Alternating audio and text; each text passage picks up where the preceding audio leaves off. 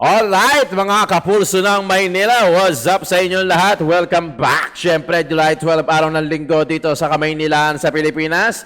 Pulsuhan na natin kung ano yung mga latest na kaganapan last week. Today is Sunday, July 12, mga kayon.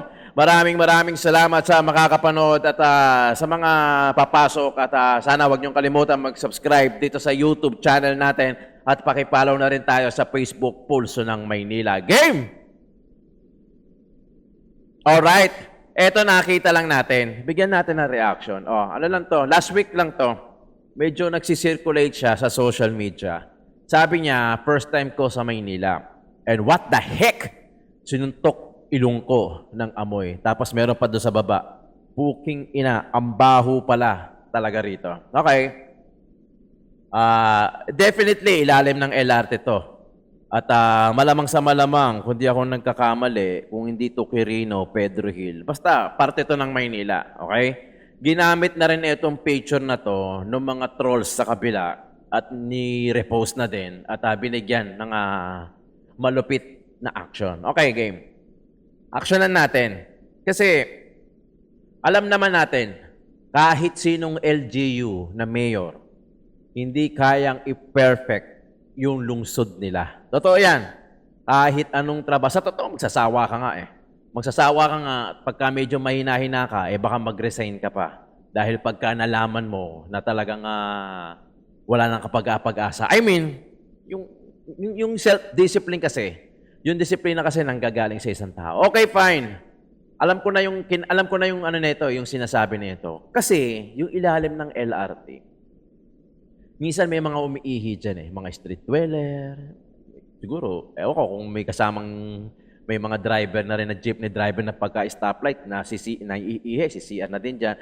Yung corner ng poste ng LRT na yun, yung nasa gilid, yung sa left, yung nasa gilid, medyo cover yun Minsan, merong umiihi talaga doon. Meron talaga, meron.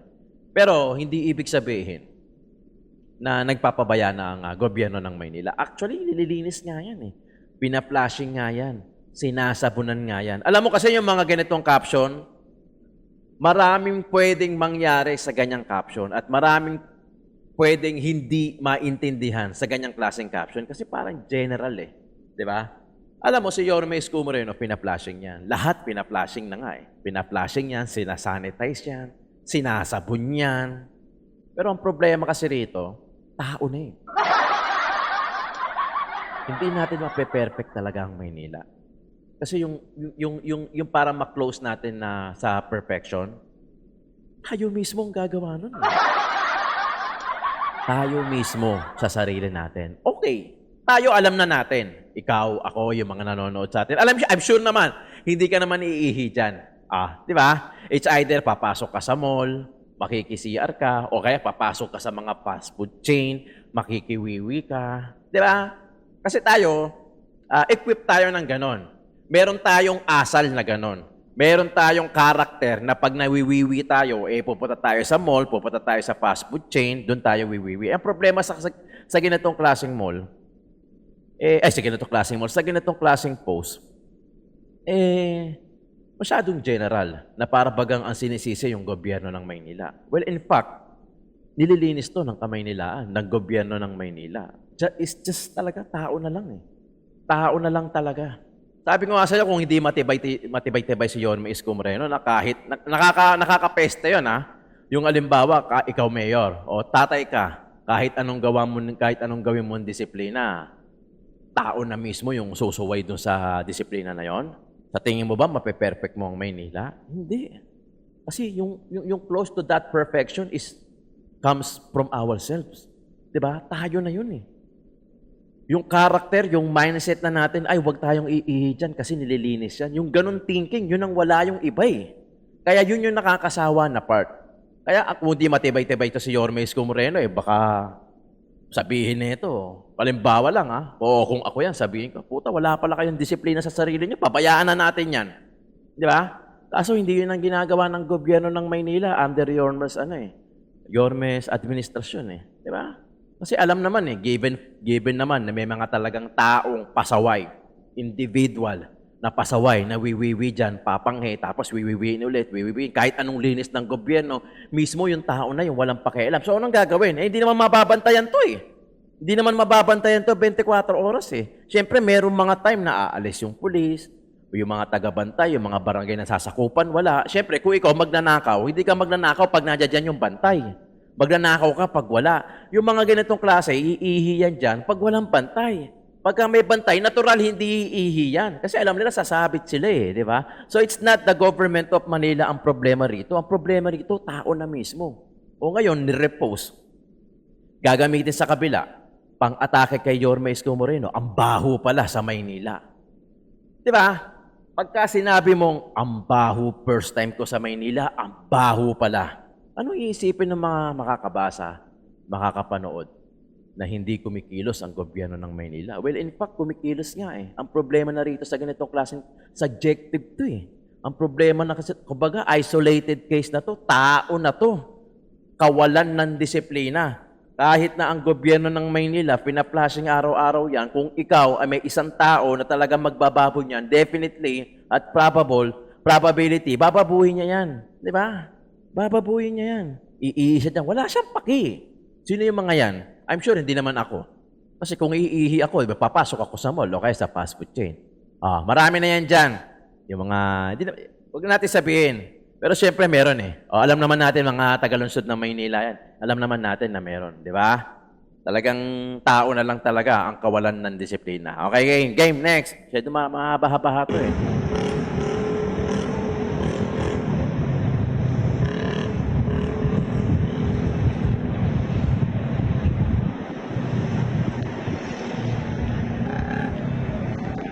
Okay. Yung nakita niyong picture, yung nakita niyong video, balikan natin, ha?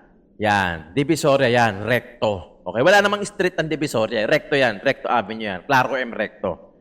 Ito, every morning kasi, o every madaling araw, nililinis yung basura na galing dun sa mga nag-deliver ng gulay, dun sa mga nagtinda. So, nililinis yon muna. Madaling araw, hinahakot yung basura. Then, mga alas 6, alas 7, ipa-flashing yan. Okay? Pero I'm sure may magko-comment dito eh. I'm sure. Malinis, di ba? Ngayon, sasabihin kasi ng mga iba, natural, umaga eh. Wala pang katao-tao eh. Yun yung bibidyohan, yun yung pipicturan. Kaya makita, malinis. Natural! Hindi mo naman pwedeng linisin yan pagka nandiyan na yung mga tao. Hindi mo pwedeng i-flashing yan na nandiyan na yung mga tao, matatalsikan yun. Ikaw ba, payag ka, naglalakad ka dyan, tapos nagpa-flashing, matatalsikan ka ng tubig. Papayag ka? Natural, hindi! So, ginagawa yan, madaling araw, kukunin yung mga basura, alas 5, kukunin yung mga basura, then alas 6, alas 7, ipa-flashing na yan para tanggal langit-ngit. Yung mga hindi nakuha ng mga Leonel na mga basura, syempre, di naman sisimutin yan, sila yung magpa-flashing yan para diretso sa kanal. Matanggal yung mga langis, yung mantika, yung langit-ngit, yung ano ng gulay. Bago maging busy ang isang Claro M Recto, kailangan malinis na. Kasi may magko-comment dyan sigurado, umaga natural, malinis. Natural! Hindi mo naman pwedeng linisin yan pagka nandiyan na yung mga tao. Di ba? Kaya tsetsempo ka. Di ba? Kaya pinapakita yan araw-araw. Lahat ng Manilenyo alam to. Kaya nga ako lagi ko sinasabi, papasalamatan nyo na to. Dahil nakita nyong ganyan ang Divisoria at nakita nyong ganyan ang Claro M Recto. Dahil kung taga Maynila ka, o sabihin na natin na hindi ka taga Maynila pero regular kang bumibili, bumibisita ng Maynila, puta, yung case na yan, pasasalamatan mo na yan. Dahil kahit kailan hindi nangyari yan sa past ng mga mayor sa Maynila, puta, itaga nyo yan sa bato. Si Isko Moreno na lang ang naglinis niyan. Nang ganyan na consistent ha. Okay, fine. Baka sabihin nyo naman, sigurado ka ba, ang sip-sip mo naman, kay Yorme lang? Okay, fine. Siguro naman, ginawa din nila to. Oo, definitely. Ginawa din nilang maglinis. Yung mga past mayor, ginawa din nilang maglinis. Pero hindi ganyang consistent. Okay? Maari, oo, naglinis sila. Nilinis din nila. Pero hindi ganyang ka-consistent. Kasabi ko sa inyo, magkakatalo tayo sa consistency. Di ba? Madaling magningas kugon kung ilang araw mo lang gagawin. Madali magningas kugon kung ilang buwan mo lang gagawin. Pero pagka may consistency na, it comes from the heart. Hindi mo kayang gawin yan pag wala kang malasakit sa tao eh. 'Di ba? Pagka wala kang malasakit sa lugar, hindi mo kayang gawin 'yan. Kasi panggap ka lang eh. 'Di ba? Panggap ka lang. Pero under Yorme Isko Moreno's term, malinis ang Divisoria. Pucha, itaga nyo. Alam nyo to, mga batang Maynila. Alam nyo to. 'Di ba? Diyan ako lumaki. Dagupan, Barangay 49. Yan, Divisoria na yan. Diyan ako lumaki. Yung mga, marami pa niyan noon eh. May mga Muslim pa yung nagtitinda, may mga Pilipino pa nagtitinda, mga bangketa, malahat. Diyan ako lumaki, diyan ako nagsa-sidecar. Kaya alam ko yung history na yan. Kaya hindi nyo masasabing sinungaling ako eh. O, sige nga, comment nga kayo dyan. Di ba? Yung, ano ba yung, ano doon?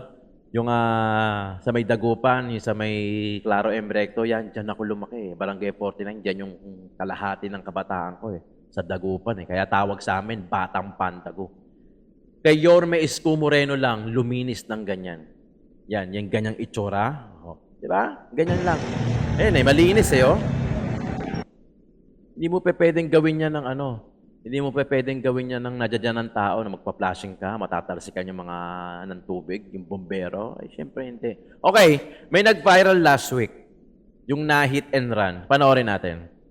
Labis ang pagdadalamhati ng mga naulila ng babaeng sawi matapos ma-hit and run ng truck sa Tondo sa Maynila. Apila nila panagutin ng driver na bagamat nasampuhan na ng reklamo, hindi pa naaaresto. Nakatutok si Jomer Apresto. Nila kasi kwenta, buhay na wala, hindi naman namin nahabol yung pera eh. Justisya kailangan namin. Emosyonal na humarap sa GMA News ang kaanak ng 26 anyos na si Nery Joy Matias. Si Nery Joy ang biktima sa isang viral post sa Facebook na namatay matapos ma-hit and run sa bahagi ng Lopez Boulevard sa Tondo, Maynila gabi nitong Lunes. Ayon sa pinsan ni Nery Joy, kinailangan nilang i-post ang nangyari sa biktima dahil wala silang makuha na kahit anong CCTV footage sa pinangyarihan ng aksidente. Lahat ng footage, naghanap kami pero wala talaga. Hanggang sa kinailangan na naming i-post para makakuha kami ng mga impormasyon. Napakabait po ng tao na yan, sobra. Kamamatay lang ng mama niya last year, sumunod kuya niya. Kaya siya na lang talaga. Siya na lang inaasahan. Tapos ganito. Batay sa investigasyon ng mga pulis, pauwi na galing ng trabaho ang biktima. Lulan daw siya ng isang motorsiklo habang binabaybay ang Delpan flyover nang masagi ng isang trailer truck. Sumemplang daw ang biktima at nagulungan ng likurang bahagi ng truck na agad niyang ikinamatay. Makalipas ang 2 araw, natuntun ng pulisya ang driver ng truck sa tulong ng isang motorcycle rider na lumantad sa kasagsagan ng investigasyon. Ipinresenta siya kay Manila Mayor Isko Moreno at sa pamilyang naulila ng biktima. Hindi ko po mayroon na napansin po na makasagasa po ako talaga. Hindi ba gagalaw yung truck? Hindi po talaga na hindi ko po talaga Imposible. Kaya tuloy-tuloy lang po yung takbo. Pero sabi ng pulisya, hindi na pwedeng arestuin ng suspect dahil lagpas na sa 18-hour reglementary period. Ibig sabihin, kailangang hintayin ng warrant of arrest mula sa korte bago siya maaresto. Ang pamilya ni Nery Joy, hindi kontento sa nangyari. Yung taong nakasagasa malaya, normal na ngayon ang buhay, nakakapaghanap buhay, samantalang yung sa amin nakahiga rito. Ganun lang yon. Umaksyon sila nung nag-trending na eh. Kaya talagang lalagpas talaga. Humihingi po kami ng tulong. Mabigyan kami ng abogado.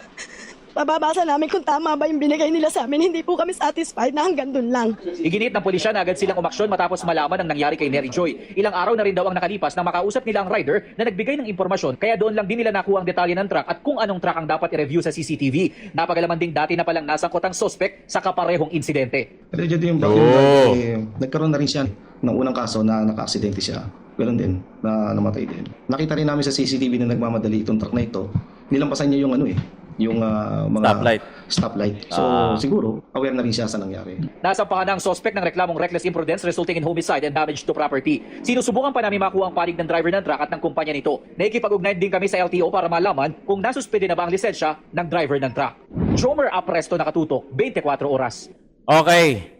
So nag-viral yan. Nakita ko yan eh. Nakita ko yung post na yan. Wala pa nga masyadong nagtag kay Yorme Isko Moreno eh. 'Di ba? Wala yung sa comment kasi dapat pagka marami nagtatag sa iyo, makikita mo sa notif mo na marami nagtatag sa iyo. Ito wala masyadong nagtag kay Yorme Isko Moreno. Siguro may iilan din.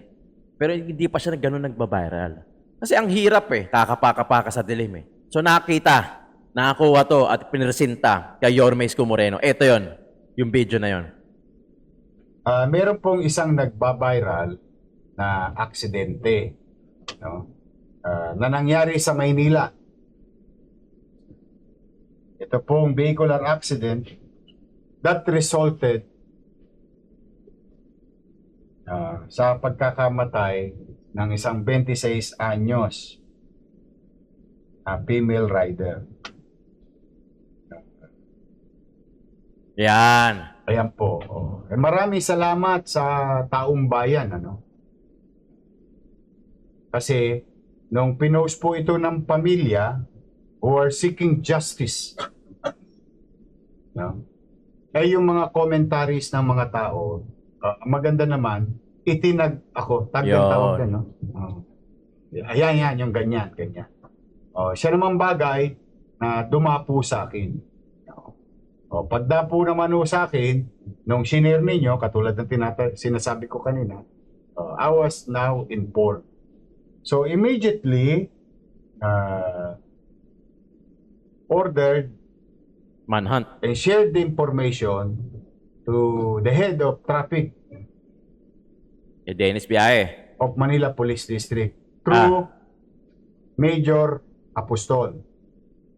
Pinadala ko kagad sa kanila, kako siya sa atin, dahil humihingi ng hustisya dahil nangyari sa Maynila, bagamat taga Nabotas yung biktima, no? Road Tumatapo 10 lang. Road 10 daan. Halika rito, Major Santiago. Ikaw muna. Santiago, Apostol. General pala si Santiago. Siya po si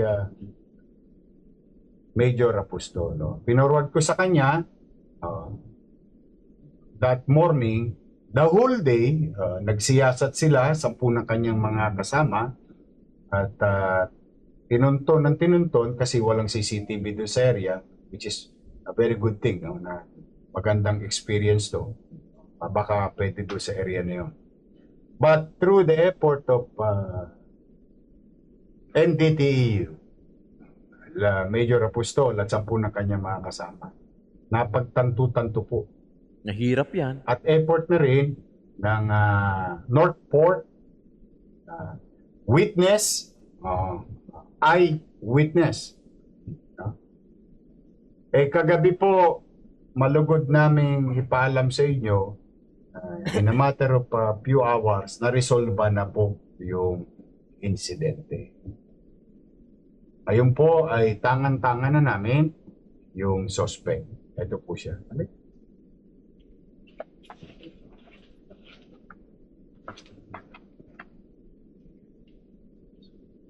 Ito pong suspect ay si John Raymond Laorden E. Angla. 34 years old. Ba't mo na? Tinakbuhan mo?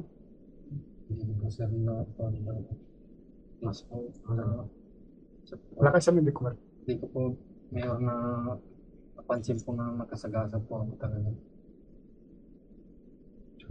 Di ba gagalaw yung truck? Hindi ko po talaga hindi ko po talaga napansin. Kalokohan yun. Kaya tuloy-tuloy lang po yung takbo ko. Oo nga daw eh. Maraming salamat dito sa witness natin. Witness. Yun, buti may tingin. Pare, salamat sa iyo. Hindi naman kami magtatagumpay kundi dahil sa tulong mo na ipinagmalasakit mo yung pamilya ng biktima. Thank you very much sa iyo. Sige po. Thank you very much. Ito po yung witness. Sa pagsisiyasat, no, napagtanto-tanto, pati yung truck niya, color, eyewitness, katulad ito isang mabuting Manileño, nasukol po ito, itong suspect. Baka sakalin yan. Na ano na ba to? Magkatabi. Fiscal yan, ha? For inquest na.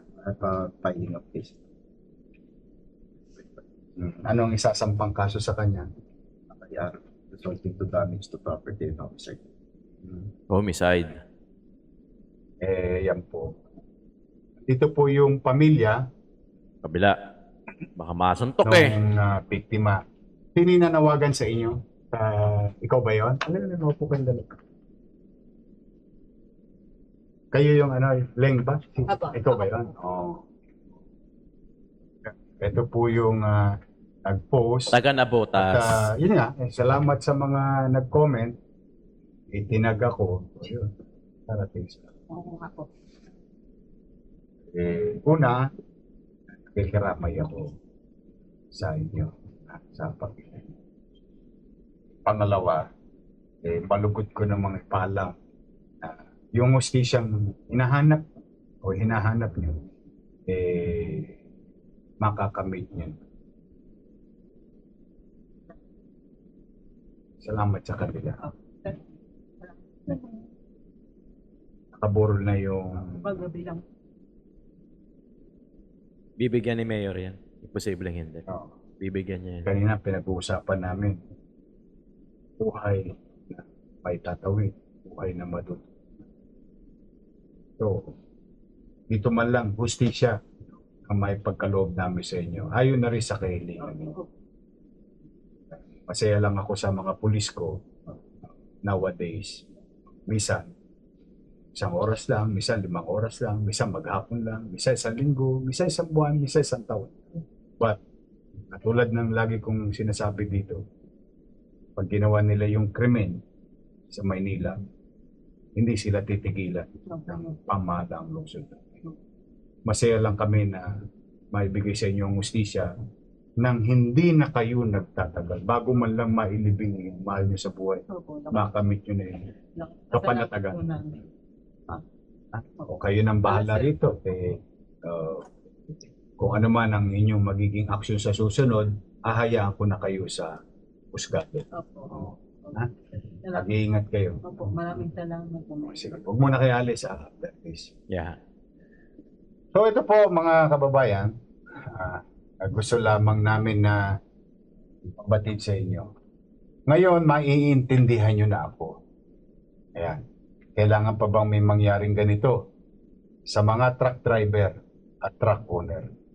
Ngayon, naiintindihan nyo na ako kung bakit Bibilis din kasi ng mga truck dyan sa sa Delpan na yan, sa road 10. napakahigpit namin na kayo'y magtinong magmaneho sa Arten. O una, kayo biktima ng mga gago doon, mga tolongges doon. O inubos na namin, napansin ninyo. Kung meron man sumusubok-subok pa doon, malamang walang tamang pag-iisip yun dahil hindi po namin tinatantanan yung Arten. O kaya lamang ang Arten ho, ay may hangganan po yun ha. Hanggang Smoky Mountain lang po ang Maynila. Baka lang po nagkakalituhan tayo. Kasi minsan may nakikita akong post, hindi naman namin maaksyonan kasi labas na po yun ng Maynila. Jurisdiction. Pero yung Arten na sa Maynila, nangaubos na yan. In protection of whom? Sa katulad niyang driver. Sa katulad na may-ari ng truck niya. Pinoproteksyonan namin sila na sila hindi gambalain ng mga kriminal o tolongges na kunin ang gamit nila o hold up. So, nanahimik yun, nanamlay yun. Pero hindi pa rin kami tumitigil ngayon. Baka may gusto pa sumubok, call lang kami. Pero for the meantime, modesty aside, nanamlay yun. Oo. Yung Hindi- mga petty crime. Hindi meron pa din, pero nanamlay. Kumbaga hindi ganun ka-obvious, hindi ganun katapang sila na sumubok. Kasi hindi mo naman mape-perfect yung road 10 po, para sabihin ko sa inyo, katarantaduhan yan, maniwala kayo sa akin. Di ba? Pero at least, sa pangangalaga ni Yorme Isko Moreno, mangingilag man lang. Di ba? Mangingilag man lang. Kasi alam nila, si Yorme nakaupo. Hahanapin tayo ng mga taga Manila Police District. Di ba? Doon sa Arten.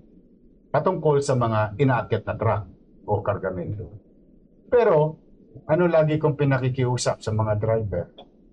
Huwag kayong bumalagbag. Mm-mm. Huwag kayong parang wala nang kayong kamatayan magmaneho. Mm-mm. Balandra rito, balandra ro. Kaliwa dito, kaliwa. Nagagalit kayo pagka inuhuli namin kayo ng MTPB, ng MDTEU.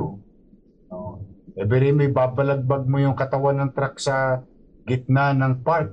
Yung park na pinakikinabangan ng taong bayan. Asetilin ko talaga kasi po, 2 weeks ago may nasetilin na naman ako. Iniwan yung Katawan. body doon sa may kanto ng San Miguel. Sa papuntang Coast Guard. Di ba meron akong garden na ginawa doon, triangular. Pinatungan ng truck. Ayun, na donation. O tatandaan ninyo, nilagay nyo sa public area yan. Pag inasetilin ko yan, That is considered donation to the city government. Yeah, settling ko talaga yan. Ngayon, naiintindihan ninyo bakit namin kayo dinidisiplina. Ikaw ba may pamilya? O, kita mo? O, di 2 pamilya ngayon. O, Nawalan, isang makukulong. biktima. O, yung suspect, may pamilya rin. O, may kakainin yun. May panggastusin yun. O, yan yung kaya kung misa kala yung sarang plaka ko pero talagang ang haba lang ng pasensya ko ipagpaalala sa inyo. Pag pumapasok kayo sa Maynila, kung saan man kayo galing, I don't remember, pumapasok kayo sa Maynila, magdisiplina kayo. Yes. Kasi ito yung mga bagay na iniiwasan natin. Maka-aksidente ka, toss gas. Buti kung gamit at gamit lang. Paano yung buhay? Ay, babalik pa ba natin yung buhay? Ano? Ngayon, yung kakaraping hirap ng pamilya. Yun. Although, hindi matitimbang yung hapdi ng nararamdaman ng pamilya ng biktima. So, ulit-ulitin ko, no? Pwede po kayo maghanap buhay sa Maynila. Kaya lamang, yung paghahanap buhay, may kaakibatid pong responsibility. Yes, yun yun. I hope it settles everything. Ito po, sa ating mga netizen. Thank you very much sa inyong pagmamalasakit. Lenga? Sino si Lengba? Lengba. Yung account mo. Valencia po kasi. Valencia. Yun. Yung pinanawagan niya, nakarating siya. Maraming salamat sa mga netizen. At bagay naman na ipinagpapasalamat ko rin sa mabilis na aksyon ni General Santiago. Kasi katext din niya si Chief of Staff Cesar Chavez. At kay Major Apostol. Ito po, nasa likod ko. 10 na kanyang mga kasama. Diba? Ang sarap eh. Pero syempre, hindi mo na mababalik yung buhay. Kaya nga talagang responsibilidad ka lang. Self-discipline na rin to eh. Pasok na rin to sa pagdisiplina mo sa sarili mo. Pagka walang yaka talaga sa kalsada, magmaneho o walang yakang tao, hindi man sa pagmamaneho, sa buhay, sa pakikitungo sa kapwa mo tao, babalik at babalik eh. Ang masama, makakadamay ka pa. Tingnan nyo nangyari. Diba? Hindi ako nakapag-drive ng truck. So yung sinasabi niya hindi niya namalayan, na meron siya nasagasaan, hindi ko masasabi yon kasi hindi naman ako nagmaneho ng truck eh. Di ba? Kaya di natin masasabi na kung totoo man o sinasabi niya. Pero nevertheless, namatay na yung isa, may pamilya ka na umaasa sa'yo na ikaw makukulong. Di paano na? Di ba? Kaya nga, talagang lahat magpo-fall sa disiplina Gaya nung sa may LRT, yung sa unang topic natin. Di ba? Na talagang sinisisi nila, mabaho daw sa Maynila. Pero syempre, kumikilos naman ang gobyerno ng Maynila, paano na kung nasa tao na yun? Di ba? Yun ang mahirap. Di ba? Pagka gamitin natin yung social media sa tama, yung konteksto ilagay natin. Hindi lang basta nilatag natin yung experience natin na first time ko sa Maynila, ang baho pala rito. Di ba? Hindi lang yung experience dagdagan natin ng konteksto. Di ba? Parang masyado, kasi yung makakabasa na gaya nun, ginamit ng mga trolls sa kabila, na mabaho talaga sa Maynila. Di ba? Sinasabi nila na parang, yun lang ang pinili yung silipin. Pero yung mga paglilinis sa Maynila, hindi nyo sinilip. Di ba? Depende sa titingin Kung andi dito ka sa side na to, ito lang yung makikita mo. Di mo makikita yung nasa kabilang side kasi hindi mo naman siguro intentionally tinignan di ba? And vice versa na din, di ba? Kaya talagang napaka-importante yung magsiyasat muna tayo, alamin natin yung katotohanan bago natin i-post. Di ba? Nang sa ganon, maintindihan din ng tao. Hindi yun namin mislead yung kwento. Di ba mga kapulso na Maynila? Maraming salamat. Ito yung latest update. At next week meron ulit tayo kung ano yung mga kaganapan at news and current issues sa Maynila. Pulso ng Maynila. Maraming salamat po!